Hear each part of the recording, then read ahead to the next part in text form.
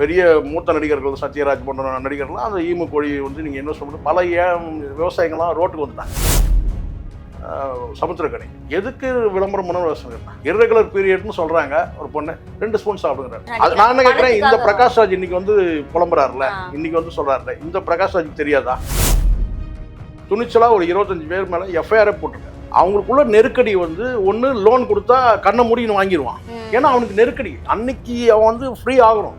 எந்த அடிப்படையில் நீங்க சர்டிபிகேட் பண்றீங்க?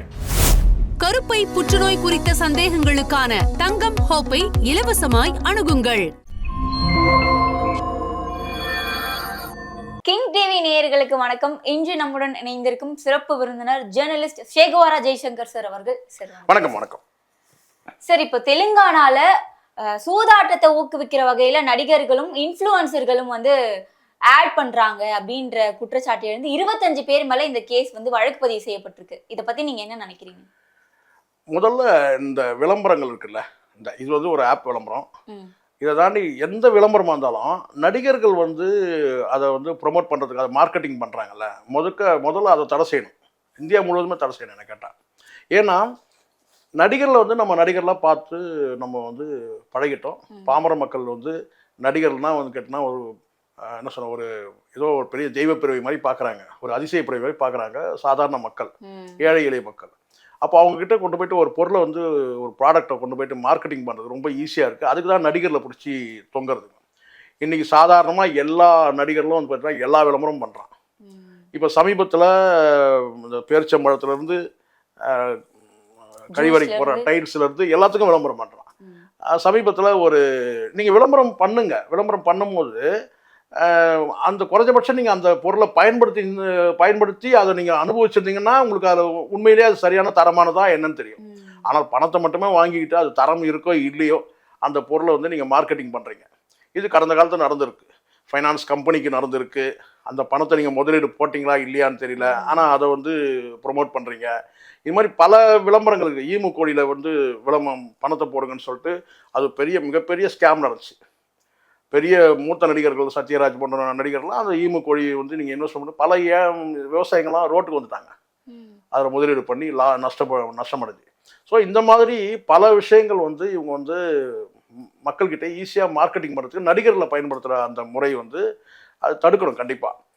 சமீபத்தில் கூட நான் பார்த்தேன், சமுத்திரக்கனி ஒரு விளம்பரம், ஒரு டேட்ஸோட விளம்பரம், டேட் சிரப்போட விளம்பரம். இந்த இதில் 2 ஸ்பூன் சாப்பிடுங்க.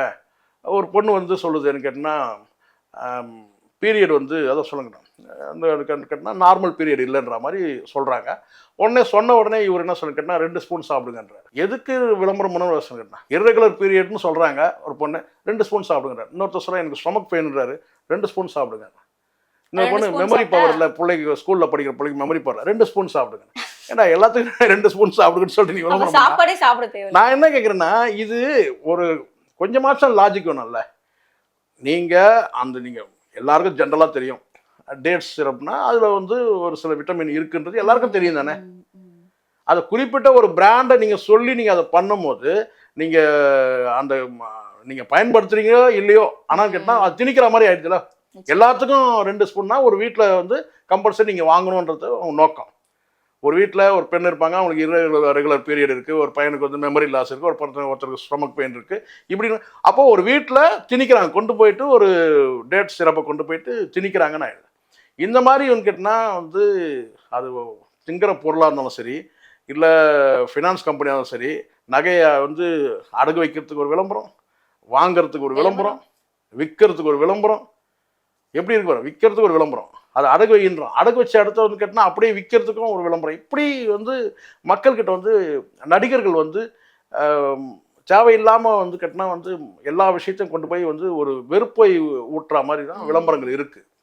இது வந்து காலப்போக்கில் என்னன்னு கேட்டால் அப்படின்னு போயிட்டு இப்போ தமன்னா, அதுக்கப்புறம் வந்து காஜல் அகர்வால், இவங்க வந்து ஒரு மோசடி நிறுவனத்தில் வந்து இன்வெஸ்ட்மெண்ட் பண்ணுங்கன்னு சொல்லிட்டு அந்த ஃபினான்ஸ் இன்வெஸ்ட்மெண்ட் அவர் 2 பேரும் கையும் களமாக பிடிக்கும்போது கட்டினா அதில் 25,000 வாங்கிக்கிட்டு இவங்க அதில் வந்து ப்ரொமோட் பண்ணியிருக்கிறாங்க அந்த கம்பெனியை.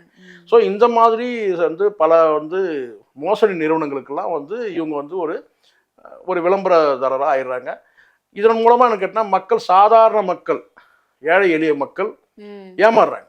அப்போ இது மாதிரி இப்போ ரம்மின்னு உங்களுக்கு தெரியும், சூதாட்டம் தெரியும், அதை வந்து இங்கே சரத்குமார் வந்து ப்ரொமோட் பண்ணாரு, மார்க்கெட்டிங் சூதாட்ட நாயகனே அவர் சூதாட்ட நாயகனே வச்சாங்க. என்ன கேட்டால் அதுக்கு ஒரு விளக்கம் கொடுத்தாரு. கேட்டால் அது தடை செய்யப்பட்டா நான் ஏன் வந்து பண்ண போகிறேன், விளம்பரம் பண்ண இருக்கணும், உங்களுக்கு சமூக பொறுப்புன்னு ஒன்று இருக்குது, நீங்கள் ஒரு அரசியல் கட்சி தலைவர் வேற, ஒரு நடிகர், பிரபலமான நடிகர், உங்களுக்கு பொறுப்பு இல்லை. இதுக்கு முன்னாடி ஏதோ ஒரு இரும்பு கம்பியை சொன்னீங்க, டிஎம்டி கம்பின்னு ஒரு இரும்பு கம்பியை சொல்லுவார், அந்த கம்பியில் ஒரு வீடு கட்டியிருக்காரா? கிடையாது. அப்போது இந்த மாதிரி மோசடி இருக்கும். இப்போ உச்சகட்டமாக என்னன்னு கேட்டால் ஆந்திராவில் முதல் ஸ்டெப்பு இவங்க எடுத்து வச்சிருக்காங்க. இப்போ வந்து ஒரு ஸ்டேட்டு ஒரு விஷயத்தில் வந்து அவேராக இருக்கிறாங்கம்மா. இது எப்படி எதனுடைய தாக்கம்னு கேட்டிங்கன்னா, இப்போ தமிழ்நாடு எடுத்துன்னு கேட்டால் பாலியல் வழக்குகள் சம்மந்தமாக கேட்டால் கடுமையான நடவடிக்கை எடுக்க சொல்லி அதுக்காக ஒரு சட்டமே புதுசாக ஏற்றிருக்காரு நம்ம முதலமைச்சர். கர்நாடகாவில் வந்து பார்த்திங்கன்னா இந்த கடன் வாங்கிட்டு இந்த வங்கியில் இருக்க ஏஜென்சிங்கெல்லாம் போய் வந்து அச்சுறுத்தும் போது பல தற்கொலைகள் நடக்குதுன்னு சொல்லிட்டு அங்கே வந்து ஒரு சட்டமே போட்டாங்க. என்னன்னு கேட்டால் நீங்கள் வந்து வங்கிகள் நேரடியாக வந்து பணத்தை வந்து சட்ட ரீதியாக வாங்கணும், வீடுகளுக்கு அனுப்பி இது மாதிரி அச்சுறுத்தல் பண்ணால் அவங்க மேலே நடவடிக்கை எடுக்கணும்னு சொல்லிட்டு அவங்க எடுத்திருக்காங்க.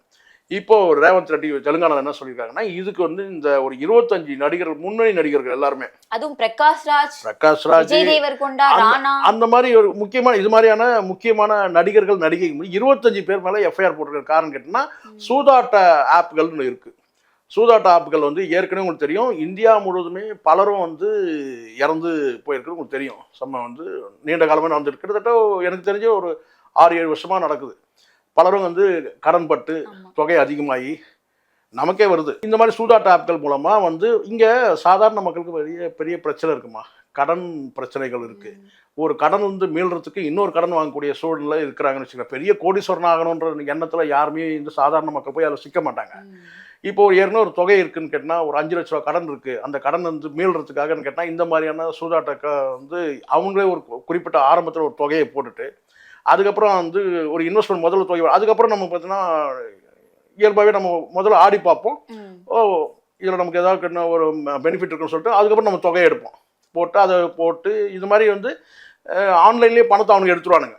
சரிங்களா, நம்ம வந்து கேஷ் இருக்கணும் அவ்வளோதான், அக்கௌண்ட்டில் அவ்வளோதான். ஸோ இந்த மாதிரி கேட்டால் சமீபத்தில் கூட நாமக்கல்லில் வந்து கிட்டத்தட்ட ஒரு 50 லட்சம் இதுக்கு முன்னாடி இறந்த ஒருத்தர் வந்து லாஸ் ஆகிட்டு, நிறைய பேர் வந்து பார்த்தீங்கன்னா வந்து காவல்துறையில் சார்ந்த வந்து பார்த்தீங்கன்னா வந்து அதிகாரிகள், சாதாரண காவலர்கள் உட்பட இந்த மாதிரி சூதாட்டத்தில் மாதிரி சிக்கலை மாதிரி எல்லாருக்கும் பணம்ன்றது எல்லாருக்கும் நெருக்கடி, எல்லாருக்கும் ஒன்று தானே. ஸோ இந்த மாதிரி வந்து இறந்துருக்குறாங்க. இது கண்ணுக்கு தெரியும், எல்லாருக்கும் தெரியும், இது வந்து ஒரு குற்றம்ன்றது எல்லாருக்கும் தெரியும், அதுவும் நடிகர்களுக்கு தெரியாது. நான் என்ன கேட்குறேன், இந்த பிரகாஷ் ராஜ் இன்னைக்கு வந்து புலம்புறாருல, இன்னைக்கு வந்து சொல்றாருல, இந்த பிரகாஷ் ராஜ் தெரியாதா இது சூதாட்டம்னு தெரியும், இதுல வந்து விளையாடணும்னா நம்மளுடைய பணம் போயிடும். அன்னைக்கு தேதிக்கு உங்களுக்கு ஒரு பெரிய ஃபண்டு வருது, அதை கொடுக்குறான்னு சொன்ன உடனே வந்து அவருக்கு பண்ணும்போது தப்புன்னு தெரியல. இப்போ வந்து இது வந்து எதுக்குன்னா இல்லை அவருக்கு பயம் வந்துச்சுன்னு கேட்டா நம்மளை வந்து அடுத்த கட்டம் நீங்க ஒரு விளம்பரம் பண்ணிட்டீங்க, நீங்க ஈடுபட்டுட்டீங்க, முடிஞ்சிருச்சு. அதுக்கப்புறம் நீங்க மன்னிப்பு கேட்குற மாதிரி நீங்க இன்னொரு ஆடியோ போறதுனால ஒன்றும் வர போறது இல்லை. உங்க விளம்பரத்தை கேட்டு எவ்வளவு பேர் ஏமாந்து லாஸ் ஆயிருப்பான்ல, பல பேர் தற்கொலை பண்ணி செஞ்சிருக்காங்க. நல்ல அழகான குடும்பங்கள் செதஞ்சு சின்னாபின்னமாயிருக்கு இந்த ஆப்புகளில் போயிட்டு. யங்ஸ்டர்ஸ் வேலைக்கு போகாதவன் நல்லா தெரியும். இப்போ சாதாரணமாக வந்து பேங்க்கில் போய் லோன் கேட்டாலே உங்கள் சேலரி பில்லு கொடுங்கன்னு கேட்குறாங்க, நீங்கள் எவ்வளோ வந்து டேக் ஹோம் சேலரி எவ்வளோ, அது எல்லாமே கேட்குறாங்க. கேட்டு தான் உங்களுக்கு லோனே வந்து ஃபிக்ஸ் ஆகுது பேங்க்லேயே. சாதாரண நேஷனலைஸ் பேங்காக இருக்கட்டும், அது ப்ரைவேட் பேங்க்கில் கூட உங்களுடைய டேக் ஹோம் சேலரி எவ்வளோன்றதை முதல்ல கேட்பாங்க. ஃபஸ்ட்டு கிராஸ் எவ்வளோ, நெட்டு எவ்வளோ, எல்லாத்தையும் கேட்டுட்டு தான் உங்களுக்கு கொடுப்பாங்க. ஆனால் இங்கே வந்து கேட்டால் இவன் என்ன வேலை செய்கிறான் என்ன கேட்டிங்கன்னா, உடனே வந்து ஒரு ஆப் மூலமாக கடனை கொடுத்துட்டு அதுக்கப்புறம் அவங்களுடைய ஃபேமிலி மெம்பர்ஸோட ஃபோட்டோஸ் எல்லாம் இவங்க அப்லோட் பண்ண எல்லாத்தையும் பண்ணிடுவானுங்க. ஏன்னா பணம் வருதுன்னா எல்லாம் பண்ணுறான் அந்த நெருக்கடியிலேருந்து ரிலீவ் ஆகிறதுக்கு. அதுக்கப்புறம் வந்து பார்த்தீங்கன்னா அவங்க கொடுக்குற டார்ச்சர் வந்து கேட்டினா நிறைய பேர் வந்து கேட்டால் மீண்டு வெளியே வர முடியாத சூழல் நிறைய பேர் இருக்கிறாங்க. பல பேர் வந்து கேட்டினா சைலண்ட்டாக அவங்களுடைய பணம் போயிட்டு வந்து பார்த்தீங்கன்னா ரோட்டுக்கு போயிட்டு ஒரே நாளில் பிச்சைக்காரன் அவரெல்லாம் இருக்கிறான் இந்த ஆப்புகள் மூலமாக. அப்போ இந்த மாதிரி நிறுவனங்களுக்கு வந்து மோசடி நிறுவனங்கள்னு தெரிஞ்சிருந்தும் நீங்கள் வந்து அதை நடிக்கிறீங்க சொன்னால் நீங்கள் ஏதாவது அதில் அந்த மாதிரி நீங்கள் வந்து நீங்கள் வந்து ஒரு நிறுவனத்தில் போய் உங்களுடைய இன்வால்மெண்ட்டை காட்டுறீங்கல்ல, இந்த நிறுவனம் வந்து சர்டிஃபிகேட் பண்ணுறீங்க, இது நிறுவனம் வந்து பார்த்தீங்கன்னா வந்து நீங்கள் கோடீஸ்வரன் ஆயிடலாம் அப்படி இப்படி ஏதோ ஒன்று பண்ணுறீங்க. நீங்கள் அதில் ஏதாவது வந்து அதை ப்ளே பண்ணியிருக்கீங்களா, நீங்கள் அந்த ஆப்பில் நீங்கள் ஏதாவது நீங்கள் லோன் வாங்கியிருக்கிறீங்களா, அந்த கேம் சூதாட்டத்தை ஆடி இருக்கீங்க, ப்ளே பண்ணியிருக்கீங்க, ஏதாவது இருக்கா? ஒன்றுமே கிடையாது. முழுக்க முழுக்க அவங்க கொடுக்குற பணத்தை மட்டும் வாங்கிக்கிட்டு நீங்கள் வந்து கேட்டால் கண்ணை மூடிக்கிட்டு பண்ணுறீங்க. இது வந்து இவங்க மட்டும் தான் நீங்கள் நினைக்காதீங்க. நடிகர்கள் வந்து ஒரு சாம்பிள் தான், இங்கே ஒரு 25 பேர். அதுக்கப்புறம் இந்த இன்ஸ்டா பிரபலங்கள்லாம் இருக்கிறாங்க. அதான் சார், இந்த 25 பேர்லயே நடிகர்கள் மட்டும் இல்லாம சோஷியல் மீடியா இன்ஃப்ளூயன்சர்ஸும் இருக்காங்க. அதுதான் நான் இவங்களோட அட்டூழியம் இன்னும் தாங்க முடியல. அதுதான் நான் சொல்றேனே, இப்போ ஒரு விஷயம் வந்து ஒரு தவறான ஒரு விஷயம், நல்லா தெரியுது, சட்டத்துக்கு புறம்பான விஷயம், சமூகத்தை சீரழிக்கிற விஷயம், ஒரு குடும்பத்தை வந்து குடும்பம் அதாவது கேட்டினா குடும்பமாக தற்கொலை பண்ணிக்கூடிய ஒரு விஷயம், அதை திட்டமிட்டு வந்து கேட்டினா ஒரு நிறுவனங்கள் பண்ணுது. அந்த நிறுவனத்தோட அடையாளம் கூட உங்களுக்கு தெரியாது. நிச்சயமாக சொல்கிறேன், அதுக்கு குறிப்பிட்ட ஒரு இவர் தான் வந்து ப்ரொப்ரைட்டர்ன்ற மாதிரிலாம் இருக்காது. ஒரு 4 பேர் சேர்ந்து ஒரு ஷேர் பண்ண ஒரு கம்பெனியாக கூட இருக்கும், அவனை அடையாளமே பண்ண மாட்டான். அந்த மாதிரியான கம்பெனிகளுக்கு தான் இவங்க போய் என்ன செய்யணும்னு கேட்டிங்கன்னா வந்து ஒரு மாடலாக போயிட்டு ஒரு விளம்பரம் பண்ணி அந்த கம்பெனி நீங்கள் வந்து ப்ரொமோட் பண்ணுறீங்க. இதில் எவ்வளோ லாஸ் ஆகுது, அவன் கண்ணை மூடின்னு தருவான் தாராளமாக. உங்களுக்குன்னா 25 லட்சம் சொச்சமான வந்து பணம், சொற்ப பணம், கோடிக்கணக்கில் சம்பளம் வாங்குறீங்கன்னு சினிமாவில். ஆளுக்கு தலா 25, தமன்னாவுக்கு ஒரு 25 லட்சம், காஜல் அஜர்வாலுக்கு 25 லட்சம் வாங்கிக்கிட்டு, அப்போ பாருங்க எப்படிப்பட்ட ஒரு சமூக அக்கறை இல்லாத ஒரு நடிகர் நடிகைகள் இருக்கிறாங்க. இல்லை பிரகாஷ் ராஜ் வந்து கேட்டால் ஊர் நியாயம்லாம் பேசக்கூடியவர், உங்களுக்கு தெரியும். நான் சொல்கிறது ஏதோ ஒரு அரசியலுக்காக நான் பேசுகிறேன். நீங்கள் உங்களோட நிலைப்பாடு என்ன வேணா இருந்துட்டு போட்டோம் அரசியல் ரீதியாக, ஆனால் ஒரு பொறுப்பு வேணும், சமூக பொறுப்பு வேணும்ல. இந்த மாதிரி வேணும் ஒரு விஷயத்தை நம்ம வந்து ப்ரொமோட் பண்ணுறோமே, அவன் கம்பெனி தெரியுமா தெரியாதா, இவங்க எல்லாருமே விளம்பரத்தை வந்து அதான் நான் சொல்கிறேனே, இங்கே சாப்பிட்றத கூட தீர்மானிக்கிறான். நாம் என்ன சாப்பிடணும்னு தீர்மானிக்கிறது கேட்டால் ஒரு விளம்பரத்தின் மூலமாக திணிக்கிறானுங்க. விளம்பரத்தை கொண்டு வந்து போட்டுக்கிற ட்ரெஸ்ஸாக இருந்தாலும் சரி, பயன்படுத்துகிற அத்தனையும். அதில் ஒரு கட்டத்துக்கு மேலே இப்போ ஒரு உடை விஷயத்தில் நீங்கள் அப்புறம் வந்து பண்ணுறீங்கன்னா அது பெரிய சொற்பமான பணமா, அது ஒன்றும் பிரச்சனை இல்லை. ஆனால் திங்கிறத கூட நீங்கள் சொல்கிறீங்க, என்ன சொல்ல போனால் டேப்லெட் மெடிக்கலில் கூட சொல்கிறான், எந்த ஹாஸ்பிட்டல் போகணுன்றது கூட சொல்கிறான். இது எந்த ஹாஸ்பிட்டலில் கூட இங்கே தரமான அங்கே நீ எதாவது சிகிச்சை எடுத்திருக்கியா இல்லையா அதையும் கூட சொல்கிற அளவுக்கு ஆயிடுச்சு. ஸோ இப்போ இந்த மாதிரி சூழ்நிலையில் நேரடியாகவே ஒரு மோசடி நிறுவனங்களுக்கே நீங்கள் வந்து உங்களுடைய முகத்தை காட்டி நீங்கள் வந்து மார்க்கெட்டிங் பண்ணுறீங்கன்னு சொன்னால் அப்போ அங்கே நடவடிக்கை எடுக்கணும்ல. என்னை கேட்டால் வந்து அவரை முதலமைச்சரை பாராட்டுறோம். ரேவந்த் ரெட்டி துணிச்சலாக ஒரு 25 பேர் மேலே எஃப்ஐஆரே போட்டிருக்காரு, அது பாராட்டு. எனக்கு இதில் அரசியலாக நான் பார்க்கவே இல்லை, சரியான நடவடிக்கை. இதுக்கு முன்னாடி அந்த அல்லு அர்ஜுன் விஷயத்தில் நம்ம பார்த்தோம், ஒரு நியாயமான நடவடிக்கை எடுத்திருந்தார். நடிகருடைய அட்ராசிட்டி வந்து பார்த்தீங்கன்னா வந்து ஒரு வரம்பு மீறி போகும்போது நடவடிக்கை எடுத்திருந்தார். இறந்து போன சம்மந்தப்பட்ட குடும்பத்தில் அந்த புஷ்பா 2 படத்தில் அந்த ஏற்பட்ட அந்த தள்ளுமுள்ளில் இறந்து போனாங்கல்ல, அந்த கணவரே சப்போர்ட் பண்ணுறாரு அல்லு அர்ஜுனுக்கு. நான் வந்து வாபஸ் வாங்கிக்கிறேன், புகார் நான் கொடுக்கவே இல்லைன்னு கூட சொன்னார். ஆனால் சட்டம் அதனுடைய வேலையை செஞ்சது. சார், ஆனா இது மக்கள் மேலதானே தப்பு. அவங்க பணத்தை வாங்கிட்டு நடிக்கிறாங்க, நீங்க ஏன் அதை வாங்குறீங்க, நீங்க ஏன் அதை பண்றீங்கன்ற ஒரு கேள்வி. நீங்க ரொம்ப கரெக்ட், நீங்க ரொம்ப நல்ல கேள்விதான் கேட்குறீங்க. ஆனால் அப்படி இல்லை. ஒரு பண நெருக்கடி உள்ளவங்களுக்கு எப்படியாவது அவங்க வந்து ரெமெடி கிடைக்குமான்னு பார்க்குறாங்க. இப்போ எல்லாருமே வந்து பணம் சம்பாதிக்கிறதுக்காக நீங்க போனாங்கன்னு நினைக்கிறீங்களா? இந்த மாதிரியான இந்த ஆப்லலாம் போறாங்கல்ல சூதாட்டத்தில், பணம் சம்பாதிக்கிறதுக்காக போல. அவங்களுக்குள்ள நெருக்கடி வந்து ஒன்று லோன் கொடுத்தா கண்ணை மூடின்னு வாங்கிடுவான். ஏன்னா அவனுக்கு நெருக்கடி, அன்னைக்கு அவன் வந்து ஃப்ரீ ஆகணும். இந்த விளையாட்டு விளையாட எப்படியாவது. அப்போ அடுத்த கட்டம்னு கேட்டினா இந்த மாதிரி சூதாட்டத்தில் போட்டு கேட்டினா ஏற்கனவே பணம் வச்சுக்கிட்டு இருந்தவங்க போகிறதுலாம் ரொம்ப சொற்பமாக இருக்கும். ஒரு 10 100ல் வந்து ஒரு 2 பேர் 4 பேர் இருக்கும். பணம் நெருக்கடி உள்ளவன் தான் நான் கேட்டினா இதன் மூலமாக போய் இந்த விளையாட்டு மூலமாக நம்ம வந்து பணம் சம்பாதிச்சிடலாம்னு சொல்லிட்டு அப்படி தவறு தான். ஆனால் ஒரு நெருக்கடின்னு சொல்கிறேன் நான், அது கண்டிப்பாக நம்ம கண்டிக்க தகுந்தது, அதை நம்ம அனுமதிக்கலாம், அதை வந்து ஊக்கப்படுத்தலாம். ஆனால் ஒரு நெருக்கடியில் போய் மாட்டிக்கிறான்னு சொல்ல வரேன் நான். இதன் மூலமாக நம்ம வந்து மீட்டலான்னு சொல்லிட்டு. ஸோ அப்போ வந்து இவங்களா இப்போ உண்மையாக நான் சொல்கிறேன், இந்த பணம் சம்பாதிக்கிறதுக்காக போகிறான் பார்த்தீங்களா, அவன் இன்றைக்கி வேணால் எடுத்துடலாம், இன்றைக்கி ஒரு சூதாட்டம் ஆடி இன்றைக்கி ஒரு கெயின் வந்துடலாம், நாளைக்கு ஒரு நாள் அவன் கண்டிப்பாக இழப்பான். ஸோ அதனால் எப்போவும் வந்து நல்ல வழியில் சம்பாதிக்கணுன்ற அந்த இது இருக்குன்னா, ஆனால் தவிர்க்க முடியாமல் இந்த மாதிரி எல்லாரும் சிக்கிக்கிறது கிடையாது. குடும்பத்தில் சில நெருக்கடிகள், பண நெருக்கடி உள்ளவன், வியாபாரத்தில் நெருக்கடி உள்ளவங்க தான் இந்த மாதிரியான சிக்கலை போய் மாட்டுறாங்க. இதெல்லாம் யாரும் யோசிக்கவே மாட்டாங்களா சார் நடிகர்கள்? ஏன்னா அவங்கள நம்பி சிலர் வந்து அந்த விளையாட்டுல இறங்குறாங்க, இல்லை ஒரு பொருளை சாப்பிட்றாங்க, வாங்குறாங்க. இங்கே உங்க விஷயம் இங்கே இன்னைக்கு உலகம் எப்படி இருக்குன்னா முழுக்க முழுக்க விளம்பரத்தை மட்டுமே நம்பி இருக்கும். விளம்பர ஒரு மாய உலகத்தில் நம்ம வாழ்ந்துட்டு இருக்கிறோம். எதையுமே இங்கே வந்து உடைச்சி பார்க்கறது கிடையாது, தரமானதான்னு பார்க்கறது கிடையாது. இங்கே மனிதர்களே தரமில்லாமல் போயிட்டாங்க, அப்போ நம்ம இங்கே வந்து தரத்தை எப்படி தேட முடியும்? எல்லாமே மாய உலகமாக இருக்குது, எல்லாமே விளம்பரமாயிடுச்சு. மார்க்கெட்டிங்னு சொல்லி தனியாக ஒரு துறை வந்து, இப்போ நான் உங்கள்கிட்ட கேட்குறேன், நான் எத்தனை பால் பாக்கெட் வருது, ஆனால் ஆவினுக்கு ஏதாவது மார்க்கெட்டிங் பண்ணுறதுக்கு யாராவது நடிகர்கள் மார்க்கெட்டிங் பண்ணுறாங்களா? ஏன்னா அரசோட நிறுவனம், ஆவின் வந்து அரசு நிறுவனம்.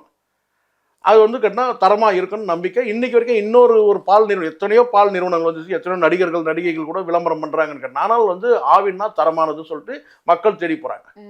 அப்போ மக்கள் வந்து ஒரு ஒரு ஒரு குறிப்பிட்ட வந்து ஒரு அரசு நிறுவனத்தின் மேலே நம்பிக்கை வைக்கிறாங்க. அந்த நம்பிக்கை வேணும். இன்றைக்கும் நான் சொல்கிறேன் கேட்டேன், எத்தனையோ ப்ரைவேட் பேங்குகள் இருக்குது, ஆனால் நேஷனலைஸ் பேங்க்கில் வந்து இன்வெஸ்ட்மெண்ட் அதிகமாக இருக்குது, ப்ரைவேட் பேங்க்கில் கம்மியாக தான் இருக்குது. காரணம் கேட்டால் அரசு மேலே ஒரு நம்பிக்கை. ஸோ அரசு தான் இதை வந்து பார்த்தீங்கன்னா வந்து இதை மாற்றணும். மக்கள் வந்து பார்த்தீங்கன்னா அரசோட வழியில் நடப்போம். இப்போ அரசு வந்து கோடிட்டு காட்டுது என்னன்னு கேட்டேன், 25 பேர் இவங்க ஃப்ராடுங்கன்றாங்க. இப்போ மக்கள் உணர்வாங்க இல்லையா?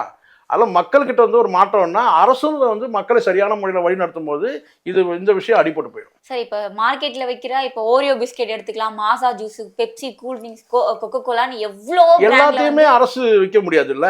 இல்ல சார், எவ்வளோ பிராண்ட்ல வந்து ஆட்ல வந்து ஆக்டர்ஸ்லாம் நடிக்கிறாங்க. ஆனா வந்து நான் ஒரு வீடியோல பார்த்தா ராஷ்மிகா அவர்கள் இருந்தாங்க, ஒருத்தர் வந்து பர்த்டே கேக் ஊட்டுறாரு, ஆனா அந்த ஸ்வீட் இருக்கிறதுனால அந்த கேக்கு கூட அவங்க சாப்பிடல. ஆனா எவ்வளவோ சின்ன குழந்தைகள் அவங்க நடிக்கிற 7up அந்த ஜூஸை குடிச்சிருப்பாங்க. பெரும்பாலும் நான் சொல்றேம்மா, பெரும்பாலான நடிகைகள் இந்த விளம்பரத்தை நடிக்கிறவங்க யாருமே அதை பயன்படுத்துறதே இல்லை.